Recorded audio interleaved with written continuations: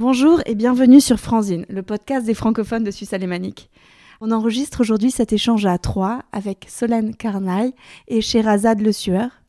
Je crois que c'est maintenant la deuxième fois que vous vous rencontrez, mais c'est grâce justement à cette podcast, ouais. Donc je suis vraiment ravie, vous évoluez dans les mêmes domaines, celui de la mode, l'élégance à la française, on va en parler, c'est un thème aussi qui doit appartenir au podcast, et en particulier le monde de la chaussure. Tout à fait. Merci d'abord à toi, Jenny, de nous recevoir, de nous faire rencontrer. Je suis ravie.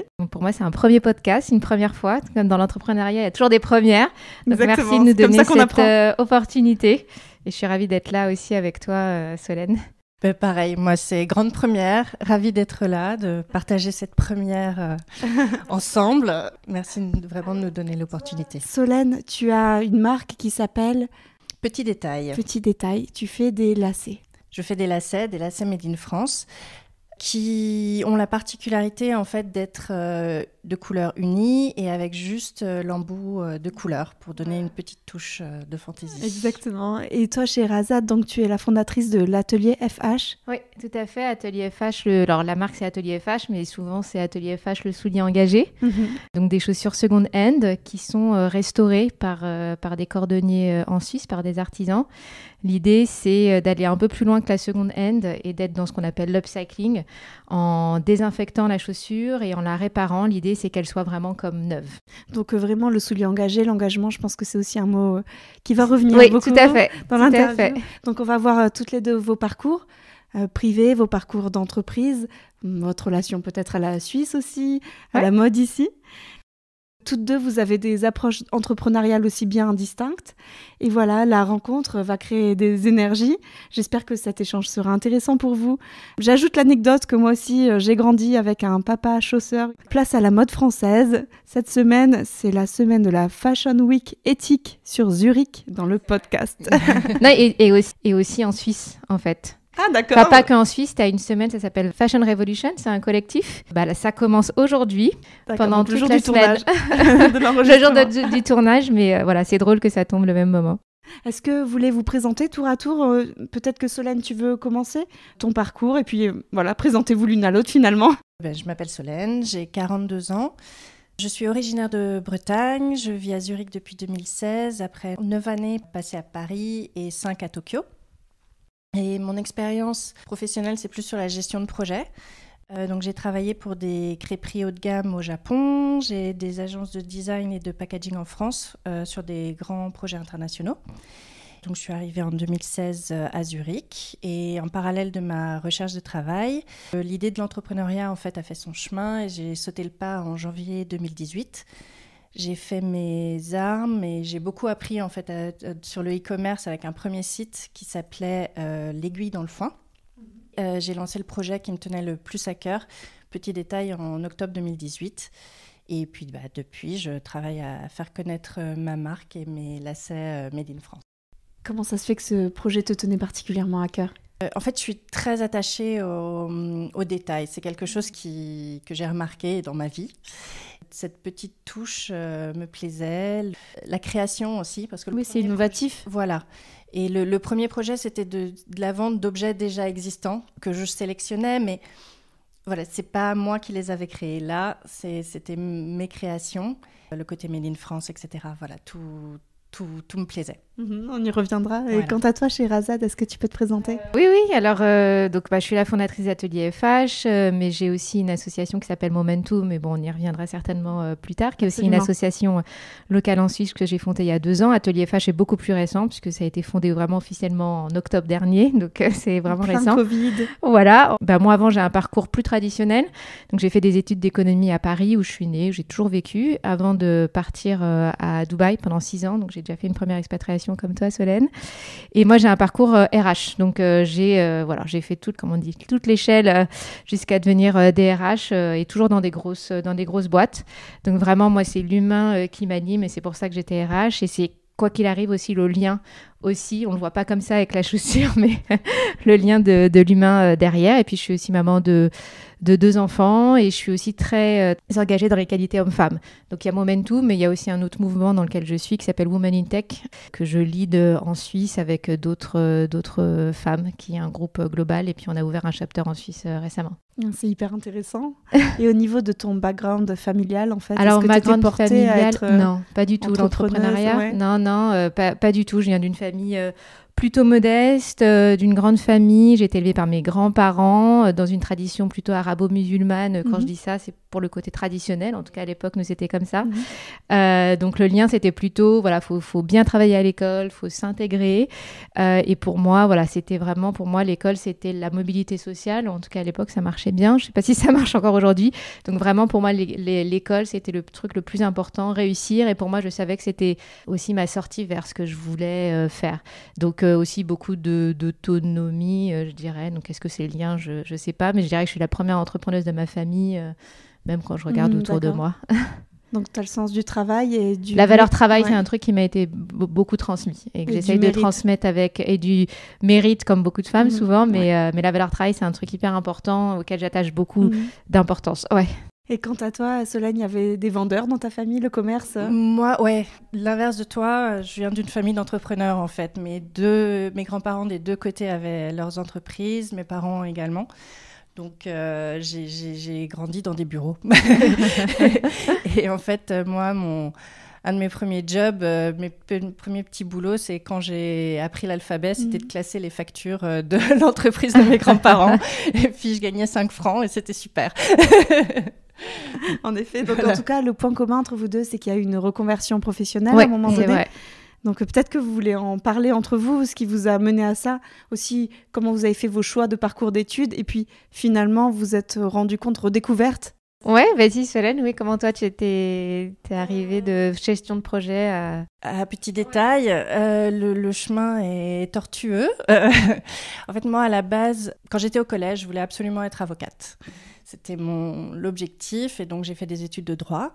Au cours de mes études, donc j'ai étudié en France, à Rennes, en Bretagne et ensuite en Angleterre. Donc je me suis un peu ouverte à l'international. Finalement, voilà, je voulais quelque chose d'un peu plus professionnalisant. C'était plus forcément ce qui me motivait, le métier d'avocat. Et j'ai fait un DESS de management franco-japonais qui m'a amenée au Japon. Je ne savais même pas que ça existait. Ouais. Je crois que maintenant, ça a un autre nom. Je ne me suis pas renseignée. Mais c'est même plus un DESS. Maintenant, pareil, c'est un Master 2, je crois. Cette formation de droit et de management, c'est plus tout ce qui est organisation, structure, la rigueur, etc., que j'ai acquise. C'est un peu voilà, les hasards de la vie qui ont mené vers la gestion de projet. Et ça m'a amenée dans des domaines très variés, allant de la gastronomie aux montres de luxe et puis à la création d'identité de marque. Et en fait, dans tout ça, le graphisme, l'esthétisme, l'importance des détails et la qualité du produit fini, en fait, sont essentiels. Et tout ça, je le relis dans Petit Détail, en fait. C'est vraiment... voilà, c'est des ressources que tu continues à utiliser. Exactement, oui. J'ai tout regroupé dans ma petite entreprise. J'ai l'impression qu'en fait, quand on devient bien professionnel dans ce qu'on fait, qu'on maîtrise les outils, etc., on a le courage de se lancer.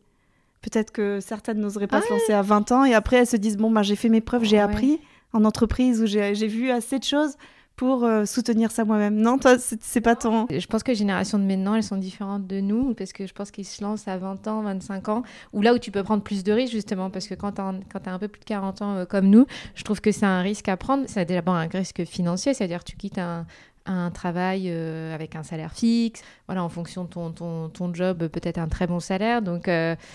Mais après, tu as la maturité aussi.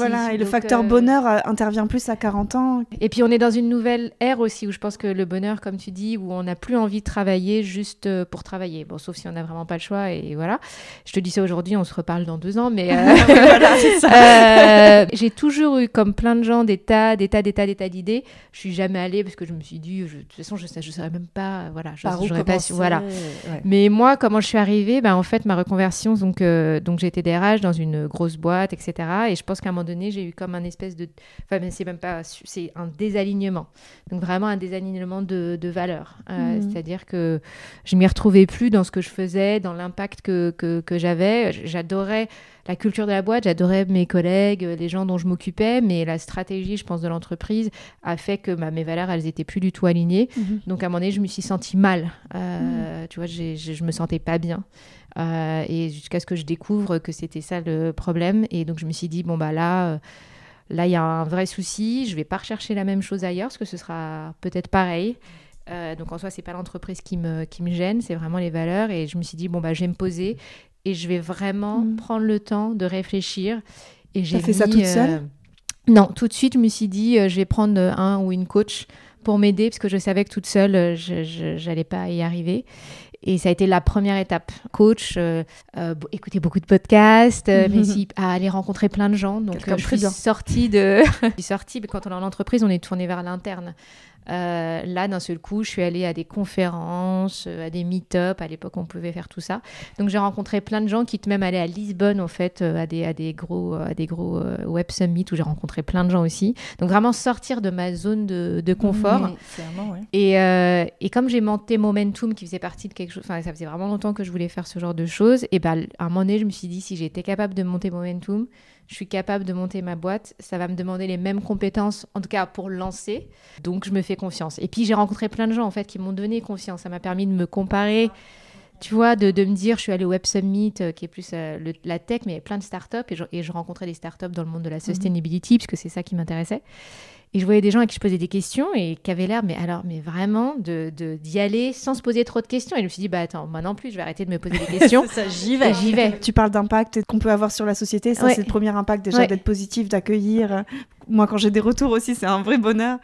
On voit que tu es une conscience. C'est ta conscience qui t'a fait sortir, qui t'a donné c'est être aligné avec moi. Mais comment tu as eu l'idée, du coup, en fait, de cet Alors, atelier FH? c'est ça qui est... Donc, bon, j'ai fait mon parcours avec ma coach, etc. Et ce qui a été le plus puissant, j'en parle toujours, c'est cette espèce de vision board, en fait, qui à l'époque ne voulait rien dire. Hein. Donc, mais aujourd'hui, quand je le regarde, tout s'est mis en place. C'est très, très drôle. Ouais. Momentum, Atelier FH, etc. Et donc, quand j'ai décidé de me lancer, en fait, j'avais une idée, qui n'était pas du tout Atelier FH, mais qui était en rapport avec la sustainability, le développement durable. Parce que je me suis formée aussi, en fait. Ça, j'avais besoin de cette crédibilité. Et parce que ça m'intéressait. Et j'ai commencé à interviewer des gens, à faire une enquête. Il y avait des retours positifs, mais en fait, à un moment donné, j'ai commencé à un accélérateur de start-up, donc ça, c'était super. Et c'était pendant le Covid, en fait. C'était censé être en présentiel, donc on l'a fait en ligne. Mais pareil, tu te confrontes à plein de gens, tu te confrontes à des mentors, etc. Et là, on te demande de retravailler sur plein d'idées, pas que sur celles que tu avais. Et en fait, de refaire le même processus, interview, étude de marché, etc. Et là, je me suis dit, en fait, ma première idée, c'est peut-être pas la meilleure. Et surtout, en fait, j'ai senti vibrer cette idée de la chaussure. Et du coup, j'y suis allée. Et c'est ça que ça m'a appris aussi, la transition et la coach, c'est de m'écouter plus, en fait. D'être moins dans le raisonnement. De sentir ce qu'on a dans le ventre et de se dire... Exactement. Si, il faut que j'y aille, quoi. Et c'est ça qui m'a fait vibrer, en fait. Donc, je me suis dit, j'y vais avec ça. Donc, tu as beaucoup travaillé, hein. Tu parles d'études de marché. En fait, toute la période du Covid, en fait, moi, j'ai commencé à travailler pendant le Covid. Et en fait, on peut se dire que c'est compliqué, mais en fait, non, parce que c'était une bonne période pour moi, parce que je voyais personne. Bon, j'avais mes enfants à la maison, etc., mais je ne voyais personne. Donc, j'étais pas distraite par faire d'autres choses et je n'ai fait que ça. Et j'ai beaucoup, beaucoup, beaucoup, beaucoup travaillé, mais en même temps... il y avait un espèce d'élan c'était top. Je voudrais mettre ça aussi en perspective avec votre expatriation. Est-ce que le fait d'être venu à Zurich, dans une nouvelle ville, d'avoir pu peut-être reconstruire un nouveau départ, en tout cas, je crois que vous n'êtes pas fraîchement arrivé, non. Mais voilà. Mais en tout cas, de se confronter aussi à des nouvelles mentalités. J'imagine que ton étude de marché, elle n'a pas donné les mêmes résultats que si tu avais été dans une ville française aussi, par rapport au lien à la chaussure. Exactement, ouais. Est-ce que ça vous a donné un nouveau boost ou est-ce que c'était plutôt un défi à relever? Moi, au niveau étude de marché, tout ça, j'ai fait un peu, mais c'était vraiment le feeling, en fait. Je me suis dit, allez, j'y vais. J'ai pas un background d'études de commerce, etc. J'ai fait un business plan, etc. Mais c'est vraiment ce que je veux faire. C'est vrai. Enfin, vraiment, là, je me suis écoutée en fait. Je me lance, même si. Enfin, après, ça a été quand même une discussion à deux avec mon mari, parce que c'est aussi un choix de se dire bon, au lieu d'avoir 2 salaires fixes, on a un salaire et voilà. Donc voilà, c'était à 2 que la décision se prenait, mais c'était facilitateur de se lancer une fois en expatriation finalement. Peut-être au final pour moi, parce que en fait je trouvais pas de travail. Ouais. Donc ça a continué la petite graine d'entrepreneur semée par mes grands-parents et mes parents et à germer, je pense, et je me suis autorisée en fait peut-être à me lancer. Hein. Tu vois ça comme un espace de liberté, d'expression, comme ton monde que tu t'es créé? Oui, sans doute, ouais. Une nouvelle page en fait. Ouais. Alors moi, l'expatriation, est-ce que ça a un lien? Je crois pas, parce que comme tu dis, je suis pas fraîchement arrivée. En revanche, le fait d'avoir lancé ça à un moment où je travaillais pas, c'est sûr que ça a la facilité. C'est-à-dire que je pense que j'aurais jamais pu avoir un travail à 150-200% et lancer mon projet à côté, parce que ça demande du temps et j'aurais pas du tout été dans la même dynamique de découverte, de curiosité. J'aurais trop été dans mon ancien monde, entre guillemets. En revanche, comme tu dis, l'étude de marché, effectivement, c'est pas la même chose de le lancer en France ou de le lancer en Suisse. C'est quoi le rapport aux vêtements, à l'habillement, du coup, en Suisse? Ça dépend entre l'alémanique et le francophone, c'est ça qui est drôle. Mais bon, on est proche de l'Italie après. Oui. Donc après, il ne faut pas s'arrêter à l'alémanique, même si on est à Zurich, mais c'est vrai qu'il y a un côté, et je ne veux pas faire de généralité, parce qu'encore une fois, moi j'ai fait une étude auprès de 300 personnes, et dans les 300, évidemment, il y avait beaucoup de francophones expatriés, donc pas forcément que en Suisse, mais j'ai aussi eu la chance, via des groupes Facebook, de mettre dans des groupes Facebook suisses, et du coup d'avoir des retours, et c'est vrai que les retours n'étaient pas les mêmes, c'est-à-dire qu'il y a moins d'achats plaisir, il y a plus d'achats pratiques, confort, et donc il y a moins d'usure de la chaussure, donc moins besoin de racheter de la chaussure. Et en même temps, en parlant avec un très grand cordonnier en Suisse, je crois que la valeur moyenne d'achat d'une paire de chaussures en Suisse, c'est 53 francs. Et tu peux te dire que c'est bizarre. Des chaussures à 53 francs. Ça, non, en fait, c'est juste que les gens, il n'y a pas un grand choix. En fait, les gens achètent des chaussures de pas super qualité, en fait. Ah, c'est drôlement dommage. Et c'est dommage. Et moi, avec Atelier FH, c'était ça aussi, c'était de dire, on peut acheter de la seconde hand, pour avoir un impact écologique, mais je vous offre aussi la possibilité de vous faire plaisir avec une paire de chaussures que tu n'aurais pas pu t'offrir. Et entre la Zara à 80 francs ou 100 francs, pour la même, je dis que c'est dommage parce que ça fait mal aux pieds en fait. Le chaussant n'est pas pareil, la construction de la chaussure, tu vas transpirer. La corde. C'est moins réparable une chaussure qui est de mauvaise qualité, c'est ça aussi. Tout le bien-être du corps est dans le pied. Oui, et ça, on oublie souvent nos pieds dans le bien-être. Donc ça, c'est un truc que je voudrais exploiter après, c'est que c'est quelque chose dont on parle jamais, le bien-être du pied. En tout cas, Sherazade, tu as dit que ta clientèle, elle était quand même principalement francophone ou francophile, avec ce sens-là. Pour toi aussi, c'est pareil, Solène? Qui sont vos clients, en fait? Moi, je dirais pas qu'elle est francophile. Je pense que d'abord, le point commun, c'est aimer la mode. Ça, D'accord. C'est clair. Ça, c'est t'aimes la mode et du coup, la chaussure en tant qu'accessoire, c'est comme un sac, en fait. C'est ce rapport à la chaussure comme accessoire que tu peux changer plus souvent, en fonction de ta... Avec une même tenue, tu peux avoir différentes chaussures. Ça change tout, la démarche, l'allant. Aimer peut-être la mode et du coup, la mode française et francophone, pas forcément. Après, c'est sûr que c'est d'abord mon network francophone qui a commencé par me connaître. Ouais, d'accord. Et pour toi? Non, moi non plus, c'est pas limité aux francophones. Le site est d'ailleurs aussi en anglais. Oui, moi, c'est que en anglais d'ailleurs. Voilà. Et puis, c'est aussi mixte. Parce que même si, dans les faits, il y a plus d'hommes à avoir des chaussures en cuir à lacets, j'ai aussi des clientes pour les lacets en coton ciré et qui sont ravies. À l'inverse, en fait, pour les sneakers, moi, j'ai l'impression que c'est plus les femmes qui sont friandes et qui ont envie, en fait, un peu de pimper, de personnaliser leur basket en apportant une petite touche de couleur.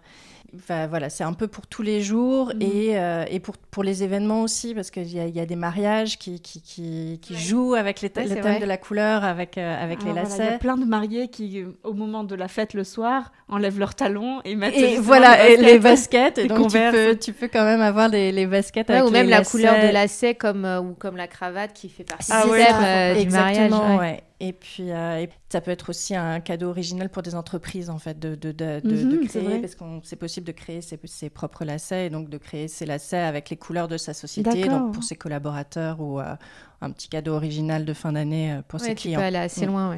Merci de m'en avoir amené, du coup. je pourrais les mettre en photo sur mes chaussures portées. Super. Donc toi, c'est le côté ludique, hein. Quand on voit les lacets colorés, moi j'imagine, je vais m'amuser à changer un petit peu, à pimper, comme tu dis. Ouais, c'est d'apporter un peu de fun et de pouvoir aussi apporter... Enfin, sur les baskets, c'est clairement apporter un petit peu de fun, un peu de couleur comme ça. Et sur les chaussures de cuir, c'est plus... Parce qu'en fait, on en a aussi parlé avec mon mari, c'est pas toujours évident pour les hommes d'apporter de la personnalité, etc. La montre ou la cravate, quoi. Voilà. et parce que surtout quand le code de l'entreprise, c'est costume-cravate, tu peux pas vraiment t'exprimer. Et donc là, avec les lacets, ça permet d'apporter quand même un petit quelque chose, tout en étant élégant. On n'est pas non plus dans la cravate droopy, mais ça apporte une petite touche un peu personnelle, élégante. Et mon mari, il m'a raconté qu'il a des collègues en fait qui sont très corporate et qui ont acheté des lacets aux couleurs de leur société pour ça les amusait. C'est drôle, ça aux États-Unis aussi éventuellement, un peu l'esprit. Ouais, c'est clair. Et est-ce que toi, Sherazade, avec Atelier FH, tu fais aussi des chaussures d'hommes, du coup? Non, ma clientèle aujourd'hui, c'est une clientèle de femmes, parce que aussi quand j'avais étudié, alors là, c'est pas forcément une étude de marché, mais c'est vrai que le rapport à la chaussure entre la femme et l'homme est assez différent. Oui, absolument. L'homme a aussi un attachement à la chaussure et aussi aux belles chaussures, mais dans ces cas-là, quand tu investis dans une très belle chaussure d'homme, tu peux la garder vraiment toute ta vie. Et tu la fais réparer par la marque. Et c'est vrai que moi, je ne vais pas aller sur certaines marques qui ont déjà leur propre atelier. Si tu vois, par exemple, une Winston, c'est vachement la tendance des mocassins en ce moment. Je ne vais pas aller proposer des Winston parce que tu peux les trouver. En revanche, je vais te proposer la même de chez Bali. Pour moi, il n'y a pas d'intérêt d'aller sur une chaussure moyenne gamme homme. En tout cas, pour aujourd'hui. C'est vrai qu'on m'a posé la question pour les enfants aussi. Mais bon, il faut démarrer par quelque chose. De résolument féminin dans ce que tu proposes. Vraiment, c'est la féminité, l'élégance que tu mets en avant. Exactement. Et si je devais faire le pendant chez l'homme, alors dans le choix de chaussures, je trouve que c'est vraiment pas la même chose en termes de gamme. T'as pas de milieu de gamme, en fait. Parce que Atelier FH, je me suis dit, c'est femme-homme. Ah oui, ça, j'avais pas pensé. C'est vrai, ouais. Non, j'avais pas pensé. En fait, ce sont les initiales de ma maman. Donc, tout en travaillant, tu vois, c'est très... Enfin, c'est pas que c'est bizarre, tu vois, tout ce travail avec ma coach, d'intuition, etc. Il y a un truc j'avais pris des cours de couture aussi, donc rien à voir, mais ça faisait partie de mon parcours. Et il y avait ce truc derrière, tu vois, qui était Maison FH. J'avais ça... Mais je m'étais dit, je vais pas monter ma boîte de couture, hommage. Tu vois. Je sais pas, je sais coudre comme ça, mais il y avait ce truc. Et le jour où j'ai eu l'idée, j'ai d'abord écrit Maison FH en me disant, tiens, c'était le nom. Et tout de suite, je me suis dit, non, pas maison parce que je ne crée pas, mais atelier parce que je répare. Donc pareil, c'est quelque chose qui était là en évidence. Et j'ai pas cherché longtemps. Ouais, puis une transmission en fait. Aussi, si je fais Atelier FH, tu parlais d'engagement, il y a un vrai engagement. Il y a aussi une volonté de transmission de valeurs, de lécher quelque chose. Pas forcément d'une boîte physique, mais de valeurs. Je comprends. Je voulais savoir comment tu fais pour te procurer des chaussures. Alors, donc tu as parlé, c'est du second hand. Oui, tout à fait. C'est des chaussures de marque, de qualité. Alors de marque, mais pas forcément que de luxe. C'est vrai que sur mon site, il y a écrit designer, mais parce qu'en anglais, c'était pour dire que c'était de qualité. Mais je suis pas forcément que j'ai du Chanel, j'ai du Dior et j'ai de la Louboutin, mais c'est pas mon créneau, parce que si tu regardes les prix, ça va aller entre 50 jusqu'à vraiment grand maximum. Tu vois, je vais rester toujours en sous moins de 300, parce que ça fait partie aussi de mes valeurs, l'accessibilité pour la sustainability. Mais des chaussures, en tout cas, qui ont de la qualité, ça c'est important pour moi. Ici alors, je fais plusieurs choses. Je chine, comme on chine un miroir. En fait, c'est ce qui m'amuse, de chiner, de trouver la chaussure Je sais qu'elle va être réparée, je sais qu'elle a un super style, enfin d'après mes goûts. Et c'est ça qui m'amuse en fait, de redonner vie à la chaussure. Donc ça, c'était beaucoup au début parce que j'étais pas connue. Donc voilà, on m'a donné des chaussures. Les gens que je connaissais m'ont donné des chaussures. Mais moi, l'aspect aussi curation, entre guillemets, et sélection est important. Je prends pas toutes les chaussures. En tout cas, aujourd'hui, pour l'instant, je suis trop petite pour le faire. Et après, les gens sur mon site, il y a écrit... voilà, les gens peuvent me vendre leurs chaussures. Donc, les vendre, donc c'est pas que des dons, tu peux aussi donc contribuer. Les gens me contactent et puis je regarde, soit on fait des vidéos calls, soit ils m'envoient des photos et je sélectionne et je fais une offre. Ma sélection, oui. Alors d'abord donc de qualité, c'est-à-dire que pour moi la chaussure elle doit être de qualité. J'ai mis un peu des critères sur mon site, pas de basket, pas certaines marques, donc je vais pas prendre du Zara, je vais pas prendre du Mango, je vais pas prendre du H&M.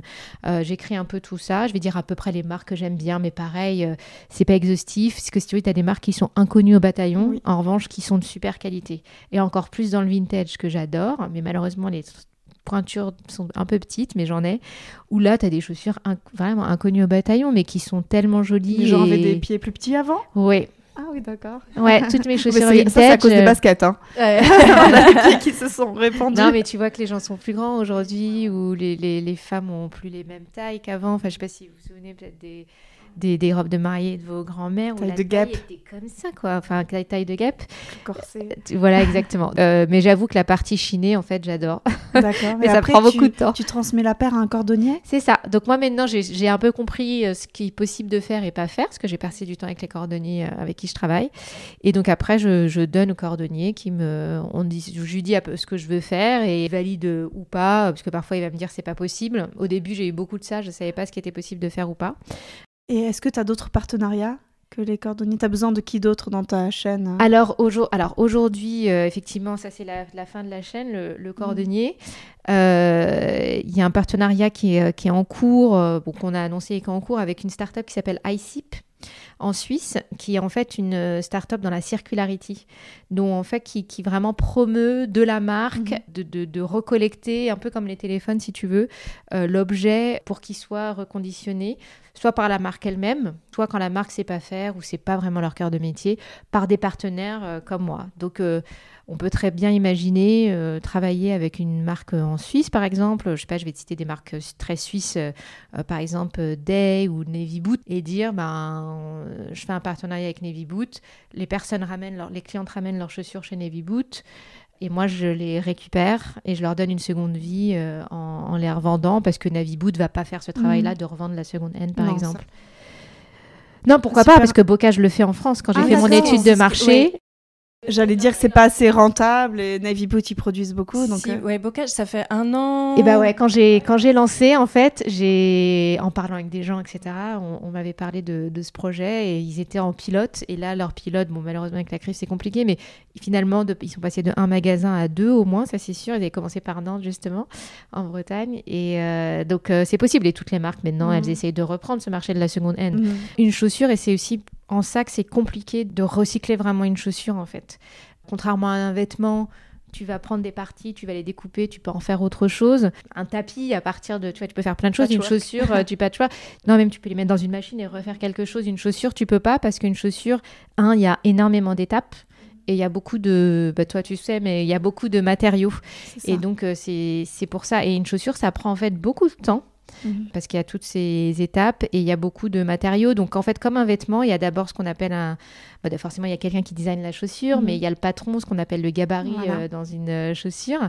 Ça, je l'ai appris parce que j'ai fait moi-même mes sandales. En fait, j'ai pris des cours. Et je peux dire que ça prend beaucoup de temps.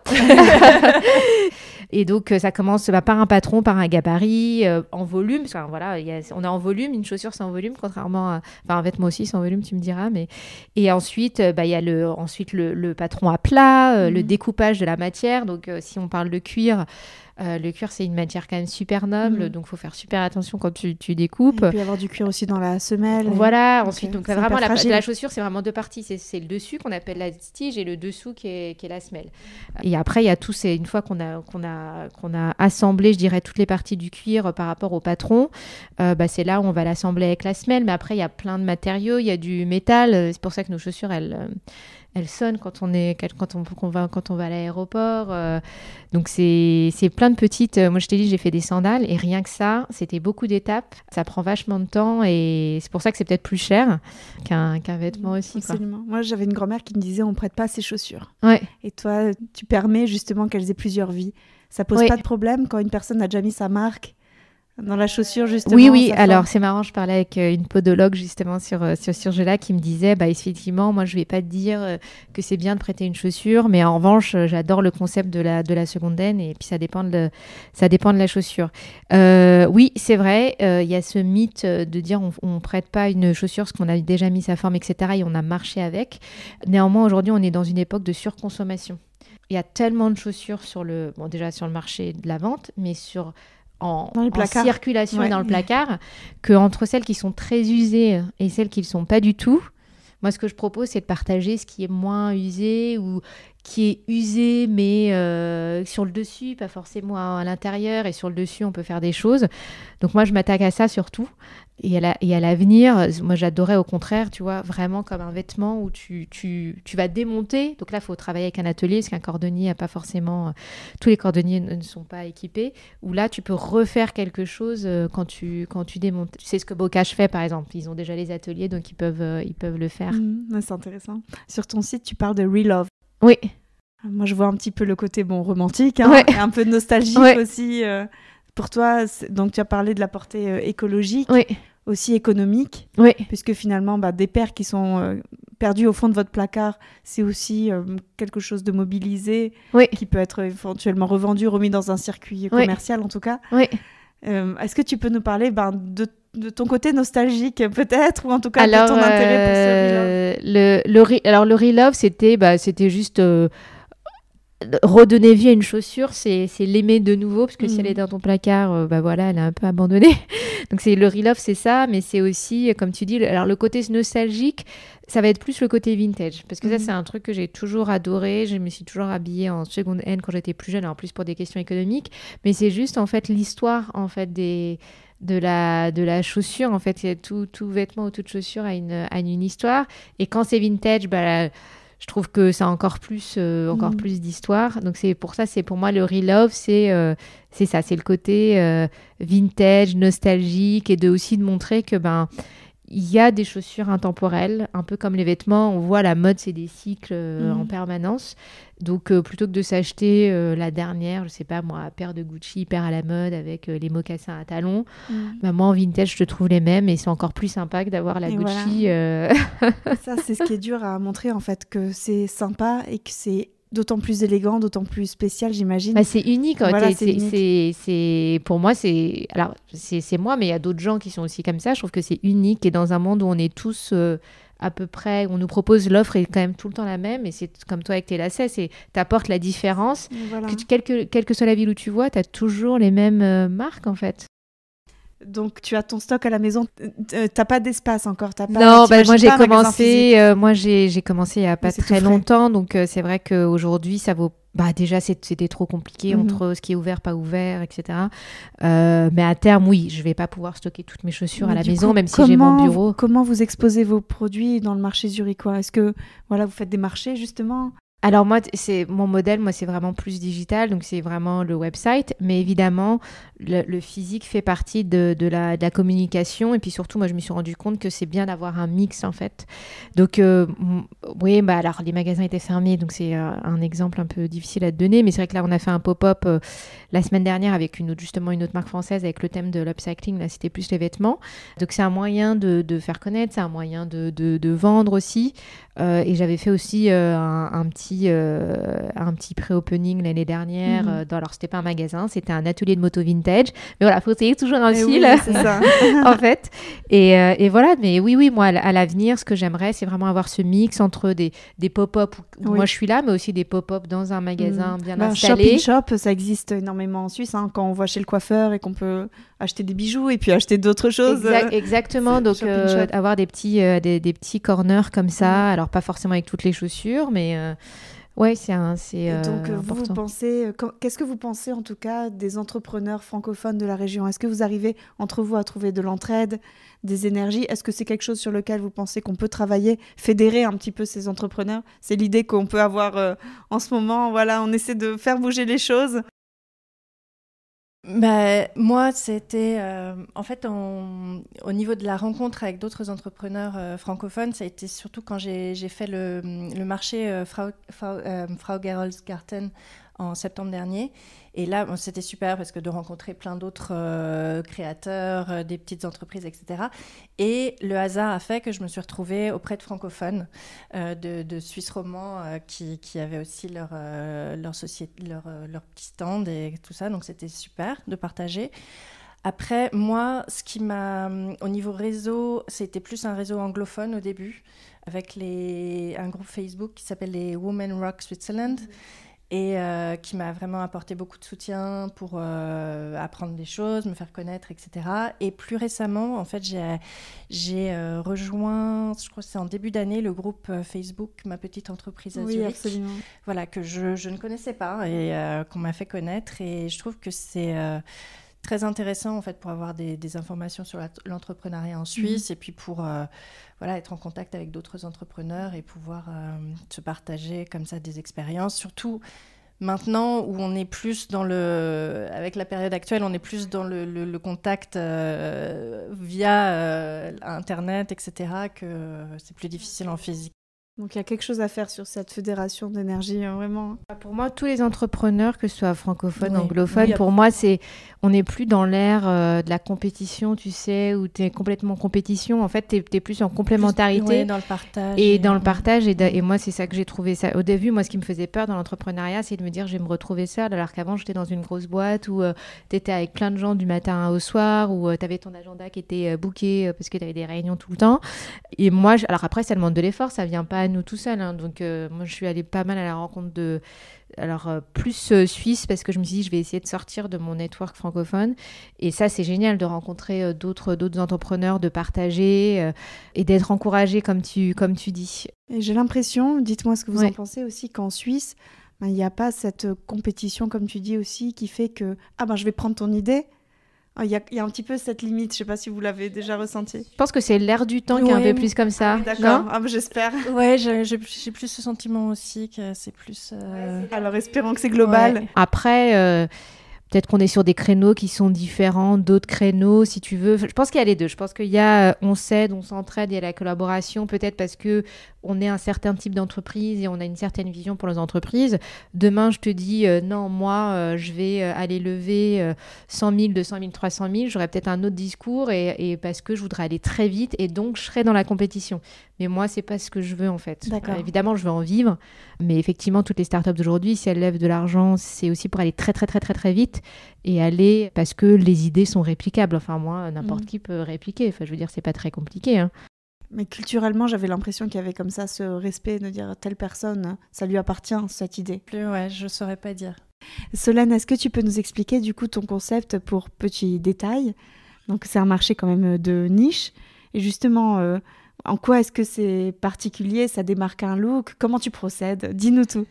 Moi, l'idée m'est venue suite à notre mariage. En fait, mon mari cherchait des lacets un peu originaux et il n'a pas réussi à en trouver ici en Suisse. Et l'idée, c'était un fait. Et puis l'idée a fait son chemin dans mon esprit. Et quand j'ai découvert en fait un fabricant spécialisé, reconnu en plus pour son savoir-faire, et situé dans l'ouest de la France, ce qui m'allait très bien en tant que Bretonne, voilà, j'ai décidé de me lancer. Et j'ai commencé en fait par faire de nombreux tests de matériaux, d'épaisseur, de longueur, de couleur et aussi de finition avec les différentes possibilités de cirage et d'embout colorés.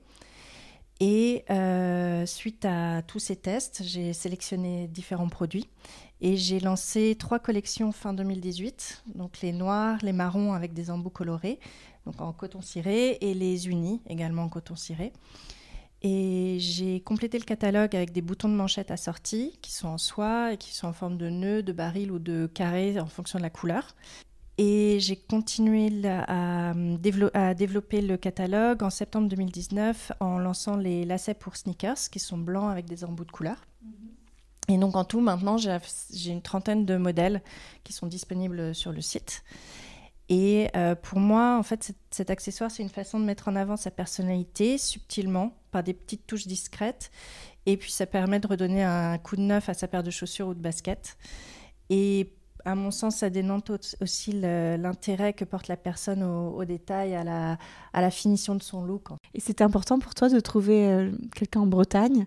Est-ce que, voilà, tes racines Oui, c'est vrai que j'ai l'impression que c'est un petit plus pour moi, qu'il soit non seulement fabriqué en France, mais en plus dans l'Ouest, pas trop loin de l'océan. Comme si tu amenais un petit bout de tes origines avec toi. C'est ça, ouais. Et puis en plus, ça m'a permis d'aller rendre visite aux fabricants lors d'un retour dans ma famille. Et d'ailleurs, j'y pense, s'il y a des personnes qui sont curieuses d'en apprendre un peu plus sur ce fabricant, sur le blog, il y a une présentation du fabricant avec le blog du site. Voilà, alors ton blog, il est incroyable parce qu'il est plein de tutoriels. Vraiment, tu t'accompagnes, tu parles de tout l'univers de la chaussure. Et tu fais vraiment beaucoup de vidéos et tout ça. Est-ce que pour toi, justement, tu as vu comme un monde de possibilités s'ouvrir? On dit que quand on s'occupe d'une niche, justement, on est beaucoup plus spécialiste. Oui, mais là après, notamment pour la technique que j'ai appelée la technique du triangle. Moi, je l'ai inventée en fait à force de faire et de défaire les lacets pour prendre les photos. En fait, quand j'étais en train de créer le site, je me suis dit qu'il devait y avoir un moyen de réussir à facilement et rapidement changer ces lacets. Et voilà, je l'ai trouvé. Donc voilà, c'est de faire un petit triangle avec ses lacets. Il faut déposer, il faut breveter. Voilà. Ça, parce que je trouve que c'est compliqué, effectivement, ça prend du temps. Et oui, c'est sûr que depuis que j'ai lancé Petit Détail, je fais beaucoup plus attention aux lacets des gens et à la façon dont ils lacent leurs chaussures. Oui, ça, c'est vrai. J'imagine. Sherazade, t'as des mocassins parfois dans tes collections? Oui, tu vois, j'en ai au pied aujourd'hui aussi, personne ne peut voir. Non, j'ai pas, justement, on en parlait quand Solène est passée au pop-up la dernière fois, et moi, j'ai pas en tout cas aujourd'hui, j'ai pas de chaussures à lacets, mais le jour où j'en ai, je pense que je t'appellerai pour voir comment on peut collaborer ou proposer encore plus de rendre la chaussure unique.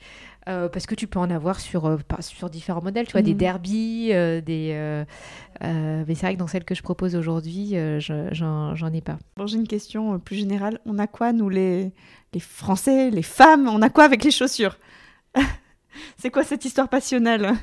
Moi, je pense que c'est ce qu'on disait, ça finit une tenue, en fait. Et alors toi, tu vois le côté rationnel plutôt de choix. Oui, ça finit le look. C'est comme tu disais, c'est le sac comme un sac à main. Ouais, c'est l'accessoire. C'est l'accessoire. Et puis, pourquoi on achète les chaussures qu'on va jamais mettre? Ouais, et pourquoi on en achète des trop petites ou des trop grandes? Voilà, il est très haut talon, au cas où on ait une occasion. Ça, c'est vrai. Bah, je pense qu'il y a, je sais pas, parfois on parle de fétichisme. Non, je pense que ça finit, clairement, ça finit un look. On dit que la chaussure fait l'habit. Comme les vêtements, il y a eu beaucoup de production de la chaussure. Et d'un seul coup, cet univers qui s'ouvrait à nous d'avoir... plus de choix en fait. Je pense qu'on est content quand on a plus de choix. Puis moi, je pense aussi, et c'est pas toutes les femmes, l'effet Carrie Bradshaw de Sex in the City, qui avait toujours des paires de chaussures incroyables, qui ça donnait envie de les porter. En fait, il y a ce sentiment, tu sais, de se dire, ça donne confiance. Ça donne confiance, tu vois. Enfin, clairement, si t'es un peu plus petite et que tu mets des paires de chaussures pour te grandir, enfin. Après, je dis pas que c'est bien, tu vois, parce que je pense que quelque part, je reviens, alors c'est un peu tiré par les cheveux, mais à l'égalité homme-femme, du coup, tu te grandis pour en imposer aussi c'est le côté des hommes séduction, à l'entreprise, voilà. Puis comme tu dis, une démarche, tu vois, ces podiums où il faut savoir marcher avec des talons, où il y a une démarche particulière que jamais tu ne vas faire dans la vraie vie. Ouais, c'est assez marrant. S'il y a bien un truc aussi dans la clientèle, même dans le second, enfin en tout cas pour moi, même si c'est du second hand, c'est vraiment ce rapport à la chaussure de j'aime la chaussure. Je vais pas juste l'acheter parce que j'ai plus de chaussures dans mon placard, quoi. Mais je pense que pour les hommes, c'est aussi ça. Enfin, c'est de plus en plus, on voit de plus en plus de chausseurs, enfin de gens qui font faire leurs chaussures aussi. Enfin, voilà, il y a plus de sur-mesure chez les hommes. Voilà.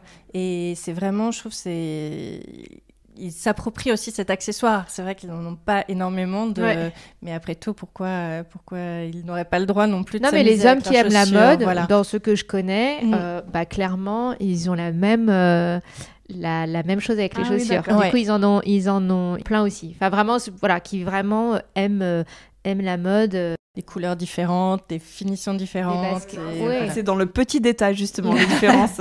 Ouais, enfin, tu vois bien aujourd'hui cet engouement aussi des gens qui ont beaucoup de baskets. Il y a un truc. C'est très psychologique, très émotionnel, en fait. Ouais, je crois aussi. On a un peu parlé du marché zurichois de la chaussure. Tu as dit que les gens... l'étude prouve que les gens achètent assez peu cher leurs chaussures. Ouais. Alors voilà, moi, je ne sais pas où ils les trouvent. Et surtout, quel est l'état du marché ? Moi, je vois des chaussures de luxe, ça tourne plutôt autour de 200 francs. Ouais, même plus. Écoute, d'entrée de gamme, j'allais dire. Je pense que aussi en fondant Atelier FH, il y avait aussi cette volonté, en fait. C'est vrai que pour moi, la différenciation, c'est se dire, il y a un impact écologique, je peux m'acheter une paire de chaussures de qualité moins chère, et parce que comme ça, au moins, voilà, je ne fais pas de mal à la planète, entre guillemets, et je me fais plaisir. Mais il y a aussi, si je prends le marché zurichois en particulier, c'était aussi se dire, je propose une offre un peu différente. Ouais, ça n'existe pas. Ou en tout cas, je rassemble les différentes... parce que sinon, je trouve que tu n'as pas beaucoup de choix, en fait. Tu as ou le bas de gamme, ou le très haut de gamme. Et entre les deux, ce que j'appelle le 200, justement, dont tu parles, il y en a pas beaucoup, en fait. Et c'est ce que moi, j'avais aussi envie de proposer avec Atelier FH. Donc, j'ai pas de bon plan à 200, à part Atelier FH. parce que c'est vrai, il n'y a pas, c'est ou de la grande marque, ou de la marque bof, quoi. C'est dommage. Justement, quand on te commande une chaussure en ligne, on peut la rendre si jamais elle ne nous va pas ? Oui, alors moi je propose, même si c'est du second hand, d'avoir une courte période. Donc vraiment, tu te rends compte tout de suite qu'elle ne te va pas et on me la renvoie. Donc c'est ce que je propose pour la Suisse. Et sinon, ce que je propose aux gens qui sont à Zurich ou autour de Zurich, c'est tout simplement, en fait, sur le site, il y a l'option, quand tu regardes la chaussure, c'est de m'envoyer un email en disant est-ce que je peux venir essayer. Donc ça, les clientes parfois viennent essayer. Solène, tu as essayé de proposer tes lacets aux marchands de chaussures déjà installés dans la région ? Oui, j'ai déjà essayé. En fait, j'étais en 2019, j'étais dans une boutique au Viaduct. Malheureusement, la boutique a fermé l'année dernière. Donc voilà, mais ça fait partie de mes objectifs d'aller frapper à la porte des concept stores et pour qu'ils puissent présenter mes lacets. Mais c'est vrai que là, l'année dernière, 2020, a mis un petit frein à... Oui, justement. Comment vous avez vécu la crise globalement ? Moi, j'ai monté pendant la crise, moi. Donc, en fait, ça m'a donné le temps de... Voilà, donc j'ai pas de comparaison. Mais clairement, je vois quand même qu'aujourd'hui, parce qu'on ne sort pas pour aller travailler, on ne sort pas forcément pour aller dîner au resto ou chez des amis un peu moins, clairement, ça a un impact sur la chaussure. C'est-à-dire que les gens ne vont pas forcément s'acheter des paires de chaussures aujourd'hui. Donc, clairement, je le vois, l'impact maintenant. Voilà, donc en espérant que dans quelques mois ça change. Et puis je vois les études aussi, parce que je continue, tu vois, toujours ma veille concurrentielle, que oui, il y a une baisse, baisse de la consommation de la chaussure globalement due au Covid. Donc clairement, j'ai pas été impactée en soins l'année dernière, mais forcément le démarrage est plus lent aussi à cause de ça. La grande question est de savoir comment les habitudes vont être réinstallées. Alors moi, ce que je souhaiterais, c'est que justement aussi les habitudes de consommation changent en général. Donc, est-ce qu'il y a plus une conscience écologique de se dire, j'achète moins mais mieux, j'achète plus vers des marques sustainable que chez H&M et Zara, sans culpabiliser les gens. J'étais la première à aller là-bas et je trouve que dès que tu mets un pied, c'est joli, t'as envie d'acheter, donc voilà. Mais de se dire, voilà, j'achète moins, donc peut-être parfois un peu plus cher, ou voilà. Et est-ce que ça, c'est une habitude qui va changer ? Il y a plein d'études, mais qui montrent les deux, qui montrent que oui, les gens ont envie de changer leurs habitudes. Après, dans la pratique, c'est pas forcément le cas. J'aimerais bien qu'on confronte un petit peu vos deux expériences d'entrepreneuriat en mettant en lumière justement vos attitudes et vos approches qui sont différentes. Chacune a sa manière de faire les choses et peut-être que vous pouvez échanger sur ceci. Donc, quelle est la place de votre projet dans votre vie ? Solène. Pour ma part, c'est important. Je sens que j'en ai besoin pour mon équilibre personnel. J'ai un petit garçon et je suis ravie de m'en occuper, mais je suis aussi ravie de m'occuper de mon entreprise. C'est quotidien ? C'est toujours... après, voilà, faut... Je sais pas si tu as ce problème-là aussi, mais au début, moi, j'avais du mal à couper, justement. Enfin, j'ai dû m'astreindre à un rythme pour me dire non, voilà, le week-end, c'est le week-end et je travaille pas ou... pour essayer de couper, de ne pas regarder les mails ou ce genre de choses. Pour toi aussi, Sherazade? Oui, c'est pareil. Pour moi, c'est tous les jours. C'est tous les jours. Après, j'ai mes autres activités plus de bénévolat, je dirais. Voilà. Donc, en fait, le tout m'occupe effectivement quotidiennement. Mais du coup, tu sais, le week-end... Mais si je fais des choses le week-end, c'est des choses plaisir. Et en fait, c'est ça qui est sympa dans l'entrepreneuriat, c'est que pour l'instant, en tout cas, tout est plaisir, même s'il y a des choses qu'on aime moins bien faire. Est-ce que vous avez une impression de sacrifice, d'avoir beaucoup risqué, d'avoir donné beaucoup de vous, déjà beaucoup investi? Je dirais que pour moi, c'est trop tôt de dire que c'est du sacrifice. Et surtout, je ne veux pas le voir comme ça. Donc, pour l'instant, c'est comme toi, tu parles d'équilibre. Pour moi, c'est l'alignement dans ce que je fais. Et je préfère donner de moi aujourd'hui, si tu veux, à 200%, même si c'est un peu le week-end, ou que 200% pour une boîte dans laquelle je ne vais pas me retrouver. Oui, c'est exactement. Ça me rend pas malheureuse de travailler plus, en fait. Oui, d'accord. Mais parce que parfois, quand on a cet aspect sacrifice, en fait, on met un enjeu tel qu'on met une pression supplémentaire pour que ça réussisse. Voilà, c'est vrai, mais il faut faire attention. Enfin, moi, j'essaie de faire attention, comme tu dis. Je fais du yoga pour me recentrer, je vais voir des copines. Bref, je sais que je peux tomber dans l'excès, mais je fais attention. Faut juste s'en rendre compte, en fait. Vous communiquez beaucoup sur les réseaux, vous prenez contact avec les gens, vous avez agrandi votre network, votre réseau? Moi, en fait, c'est le pendant de l'année dernière. Comme j'ai pas pu développer les boutiques, etc., je me suis recentrée sur tout ce qui était les réseaux sociaux, les communiqués de presse auprès des journalistes, etc. Et ça a plutôt réussi parce que j'ai touché plus de 12 millions de lecteurs potentiels voilà, l'année dernière. Donc, je crois que c'est grâce à la régularité. La régularité et puis les coups de chance, en fait, d'avoir pu toucher des journalistes voilà, qui se sont intéressés Vive les médias. Vive les médias, ouais. Merci beaucoup pour leur soutien. Et je mettrai vos liens dans la bio du podcast aussi. J'invite tout le monde à suivre ce que vous faites sur les réseaux. C'est vraiment un premier contact aussi. J'ai aussi une question primordiale. Est-ce que, donc on l'a dit Sherazade avec toi, est-ce que vous souhaitez créer un impact et comment créer cet impact au quotidien? Donc Solène, est-ce que toi tu vois vraiment une portée, tu dis que voilà, c'est l'européen. Oui, voilà, je trouve que c'est une grande question. cette question un peu philosophique parfois, je vais me calmer. Mais moi, ce que je me dis, c'est qu'à ma petite échelle, j'aimerais créer un impact auprès des gens pour qu'on se ressente sur remettre en avant en fait les productions locales, sur l'importance des petites entreprises, etc. Et puis après, d'un point de vue plus personnel, j'aimerais avoir aussi un impact auprès de mon petit garçon. En fait, qu'il apprenne, comme moi j'ai appris avec mes grands-parents et mes parents, tout ce qui est l'importance du travail, de la persévérance. Et puis aussi les joies et la fierté d'une commande, de la parution d'un article, voilà, de savoir se réjouir aussi de ce genre de choses. Des petites choses, voilà. Et pour toi alors Moi, l'impact, c'est vraiment tout ce qu'il y a derrière Atelier FH. Parce que moi, c'était mon projet, c'était d'avoir un impact.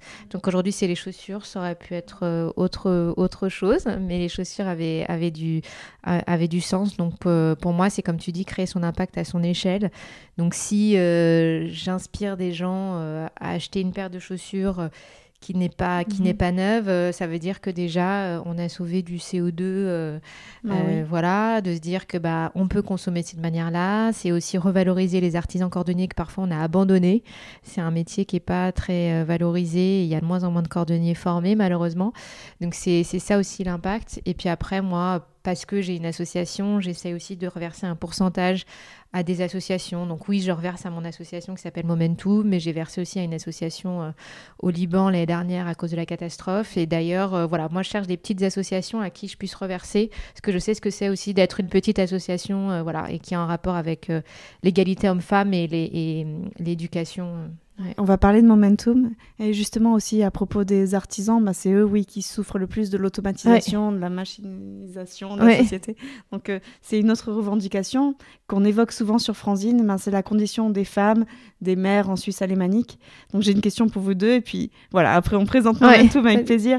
Est-ce que vous avez des anecdotes justement sur des difficultés à l'embauche, des entretiens, des choses qui se sont passées pour vous, ou bien des choses que vous avez eues ici, mais par rapport à l'organisation de la garde d'enfants, par rapport au fait que vous soyez mère?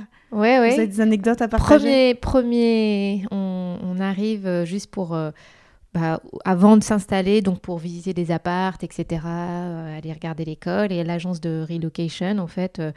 moi, j'avais mon job à Paris et je lui demandais alors comment on fait pour les gardes d'enfants parce que ma fille avait 1 an, comme pour aller chercher mon fils à l'école. Et elle me regarde, elle dit « Ah mais non, tu vas pas travailler parce que tes enfants et ton mari vont rentrer déjeuner à la maison. » mais par contre, quand tu auras mon âge, en gros après 50 ans, là, tu pourras.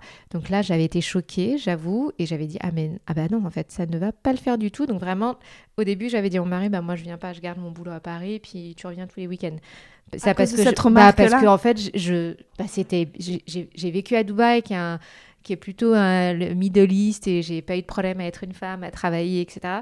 Donc là, pour moi, je comprenais pas. Et puis l'autre anecdote, alors moi, j'ai pas eu de problème au boulot, j'ai jamais eu de réflexion. En revanche, dans une période de transition où je regardais le marché, j'ai quand même eu 2 fois des questions qui m'avaient choquée et en rapport avec le fait que je sois mère. Donc la première fois, j'ai été choquée, je savais pas quoi répondre.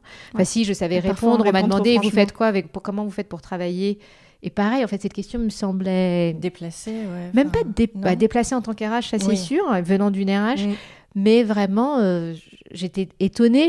Donc j'avais répondu, je sais pas, j'ai un mari. Je comprenais pas la question. Et la deuxième fois, c'est un chasseur de tête qui me l'a posée. Et là, par contre, voilà, j'ai été moins sur la défensive. Et je lui ai dit, en fait, je suis organisée, donc absolument aucun souci. En revanche, est-ce que vous posez cette question-là au père? Et là, il m'a dit, non, c'est parce que je m'étais préparée. Et là, il m'a dit, non, c'est vrai, je pose pas la question. Oui, il y a moins de problèmes à dire ça. Et quant à toi, ça t'a posé problème? Moi, en fait, vu que j'ai pas travaillé depuis que je suis mère. En fait, j'ai pas travaillé en entreprise. Donc, malgré une volonté ou bien t'avais complètement, c'était un choix? Non, c'était, j'ai pas réussi à trouver du travail dans la branche que je voulais. J'ai essayé.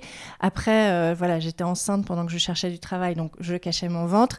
Mais ça, je pense que ça aurait été exactement pareil en France, du fait de pas te dire alors je vais commencer mon travail par 3 mois de congé mat, ça vous va? Mais non, j'ai pas. Et en tant qu'entrepreneuse, non, ça choque personne. Non, j'ai pas l'impression, je le ressens pas en tout cas. Ok, excellent. Est-ce que tu peux justement, toujours autour des femmes et des enfants, est-ce que tu peux nous parler de Momentum? Oui, alors Momentum, c'est une association que j'ai fondée avec deux amis après un retour de voyage au Rwanda. Enfin, c'est d'abord ma copine qui avait été, puis après on y allait ensemble pour vraiment rencontrer les gens, etc. Puis après décider des projets qu'on voulait aider. Donc l'idée, c'est on aide une école qui est isolée, enfin qui est dans un village isolé à la frontière du Congo, donc qui est dans une zone très très pauvre, où les enfants, mais ça n'existe pas qu'au Rwanda, ça existe même en France en fait, où en fait les enfants à partir du secondaire sont toute la journée à l'école, sauf que comme ils sont pauvres, ils n'ont pas forcément les moyens de manger ou de payer la cantine localement.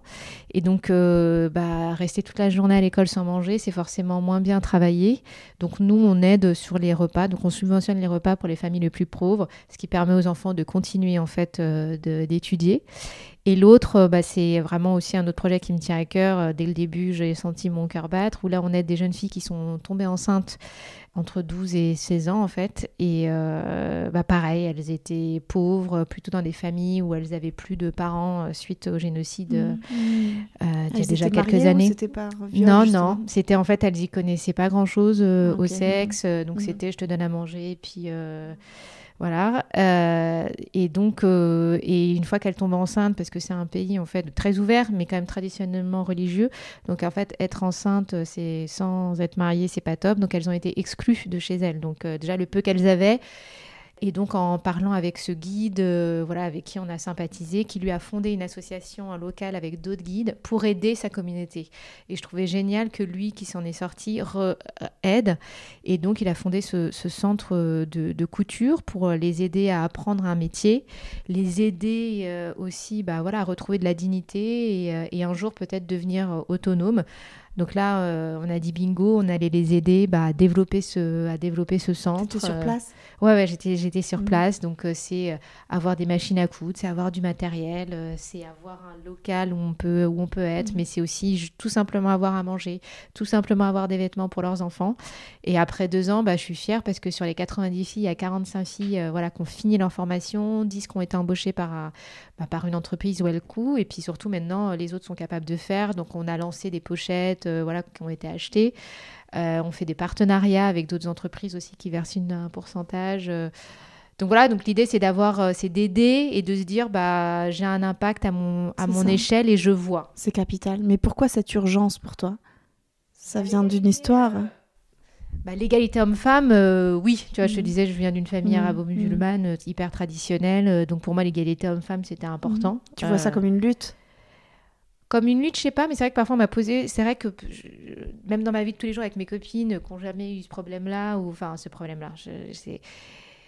je reviens souvent sur le sujet, quel que soit le sujet, hein. C'est-à-dire que je vais être la première, tu vas dire un truc à pointer. Donc c'est vrai qu'on m'a demandé mais comment j'étais devenue féministe. Et en fait, pour moi, je comprends pas pourquoi quand on est une femme, on n'est pas féministe, parce que pour moi, féministe, c'est pas un gros mot, quoi. Donc non, c'est juste, je suis pour l'égalité, homme-femme, sociale, tout simplement. Tout simplement, et que je tolère pas en fait l'injustice. Donc je suis pas une grande activiste, parce que c'est pas mon truc, mais je me dis juste à mon échelle, quand je travaillais, j'avais fondé aussi des networks de femmes, aider justement les gens qui avaient peut-être des problèmes à pouvoir en parler, parce que je considère que l'entreprise, c'est pas que pour travailler, c'est aussi dire ma fille est malade, donc tous les mercredis ou tous les mardis, je peux pas être là, et pas avoir honte de le dire, ou je suis pas bien psychologiquement en ce moment, donc j'ai toujours un peu à mon niveau, sans que ce soit un gros truc, mais tant que ça a du sens. Il y a d'autres ONG, il y a d'autres associations qui s'occupent de ça. Et comment ça se fait que tu te sois dit, il en faut une nouvelle au lieu de participer c'est une bonne question. En fait, nous, on est allés là où il n'y en avait pas. C'est dur que pour moi, c'est ce que j'ai essayé de comprendre. Pourquoi le gouvernement, c'est eux qui payent l'école ? Alors pourquoi ils ne payent pas la cantine ? Mais voilà, donc on a essayé de comprendre le système, s'il y avait d'autres associations qui aidaient. Dans un village justement où ils aidaient, on s'est dit, ils sont déjà aidés, mais ici, cette école, c'est vraiment compliqué, donc on va les aider. Et on n'est pas les seuls, parce qu'à nous 3, et on est une petite assoce, et on ne passe pas 100% de nos temps, on n'a pas les moyens de les aider à 100%, mais voilà, un petit peu de chacun. Et comment tu vois l'évolution de cette association ? Alors pour l'instant, je dirais que moi, vraiment, mon objectif, c'est de pouvoir y retourner, c'est important. Et là, ça fait 1 an qu'on ne peut pas y aller, donc c'est vraiment d'y retourner, quoi. D'y retourner, de voir l'école. Et le centre, c'est de voir les autres filles aussi qui soient formées et voir comment on peut les aider aussi un peu plus, qu'elles sont pas toutes au même niveau. Il y a celles qui sont analphabètes, celles qui ne le sont pas. Qu'est-ce qu'on peut faire de plus pour les rendre autonomes financièrement, parce que le but, c'est ça, c'est de se dire comment les gens deviennent autonomes, pas juste donner de l'argent pour donner de l'argent. L'école, on n'a pas le choix parce que c'est des enfants, mais vraiment qu'ils soient autonomes financièrement. Vous avez déjà fait des procédures de demande d'asile ou sorti une de ces filles justement du pays ? Non, parce que le Rwanda a pas ce problème-là. C'est juste qu'en fait, c'est un pays qui s'est plutôt bien développé, en fait, après le génocide, mais c'est dans ces villages où c'est compliqué. Tu vois, ça pourrait être la même. Tu vois, on m'a posé la question, pourquoi tu fais pas en Suisse, où tu as besoin aussi des femmes qui ont besoin d'aide, tu vois. Voilà, c'est vrai que la cause des femmes et l'école, pour moi, c'est important. Il se trouve que c'est le Rwanda, parce que c'est le Rwanda, parce qu'on a été, parce qu'on a adoré, parce que ça ressemble à la Suisse, c'est marrant. Avec ces lacs et ces collines. Merci pour tous ces échanges. Quels sont vos projets ? Qu'est-ce qu'on vous souhaite pour le futur proche ? Moi, mon objectif, c'est de réussir à présenter les lacets, de continuer à développer dans des boutiques à Zurich. On peut te contacter pour ça, si jamais quelqu'un a une idée, comment intégrer ça. Oui, pour moi, c'est la visibilité aussi. En étant une petite entreprise qui vient de commencer, c'est la visibilité. C'est pas parce qu'on a un site web que d'un seul coup, tout le monde va cliquer sur le site web. C'est ça. Donc, pour moi, c'est la visibilité. Ça peut être des corners en magasin. Ça peut être... voilà, donc des partenariats, parce que moi, en plus, j'adore rencontrer des gens. Donc oui, c'est ça. Ça s'entend, c'est agréable. Ouais. Voilà. Tu pourrais faire des épisodes de podcast. Hein. Ah ouais, c'est vrai. Tu parles bien, vous deux d'ailleurs. Est-ce que vous voulez partager une citation, un proverbe ? C'est un peu la tradition. Oui. Moi, j'ai pas vraiment de citation de proverbe qui me suit, mais j'essaye en tout cas de jamais oublier de laisser la porte ouverte à la vie, en fait, parce qu'on sait jamais quelle belle surprise elle peut nous apporter. C'est vraiment ça. L'ouverture. Et quant à toi, Sherazade ? Écoute, j'ai réfléchi puisque tu m'avais posé la question. Il y a plein de gens, c'est ça aussi, c'est qu'à moi j'ai plein, des rôles modèles. Il y a un auteur et coach que j'aime beaucoup, alors de mon ancienne vie en tant que DRH, mais je trouve qu'il m'inspire en tant qu'entrepreneur, qui s'appelle Simon Sinek et qui dit, en fait, donc si je traduis en français, les gens n'achètent pas ce que vous faites, mais ils achètent pourquoi vous le faites. Ça me parle.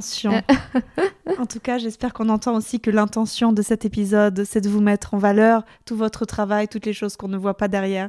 Justement, vos belles volontés qui vont dans les détails et aussi dans le global, l'une et l'autre.